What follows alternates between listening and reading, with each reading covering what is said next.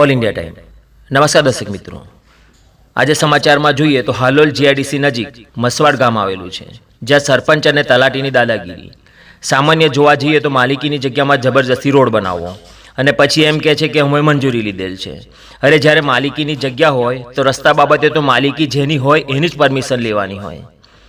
મીડિયાના માધ્યમ થકી ટેલિફોનિક સરપંચ તલાટીને વાત કરતા એમ કહે છે કે અમે તાલુકામાંથી મંજૂરી લીધી છે।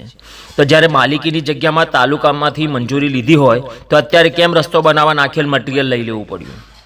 સામાન્ય નાગરિકોને સરપંચ અને તલાટી આવી રીતે જબરજસ્તી કરે તો એ કેવી રીતે ચલાવી લેવાય? સાંભળીએ જે જગ્યાના માલિક છે, જેઓને સરપંચ તલાટીએ જબરજસ્તી બોલાચાલી કરી રોડ બનાવવાની શરૂઆત કરી હતી।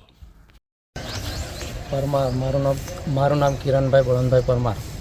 હું મસવાડ, તાલુકો હાલોલ, જિલ્લો પંચમહાલ, સર્વ નંબર 15માં જે સર્વ નંબર 15માં ખેતીલાયક જગ્યા હોવાથી સરપંચ સાહેબ રસ્તોમાં પાડે છે, તો એ ખેતીનો ઉપયોગી રસ્તો છે, એ રસ્તો પાડે છે।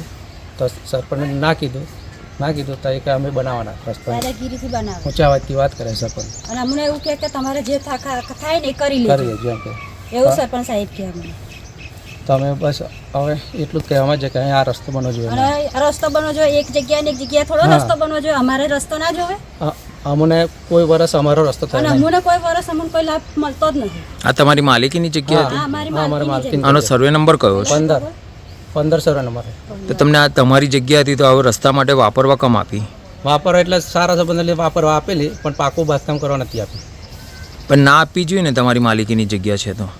આવું થોડું ખબર હતી કે આ લોકો આવું આવું કરશે? કરશે તો સરપંચ શું કહે છે તમને? સરપંચ પણ કહે કે દાદાગીરી બતાવે ને, સરપંચ તલાટી અમને કોઈ દર પૂછવા નહીં આવતા, રસ્તો અહીં અને જ બનશે અમારી કોઈ મંજૂરી લીધી નહીં કસામે।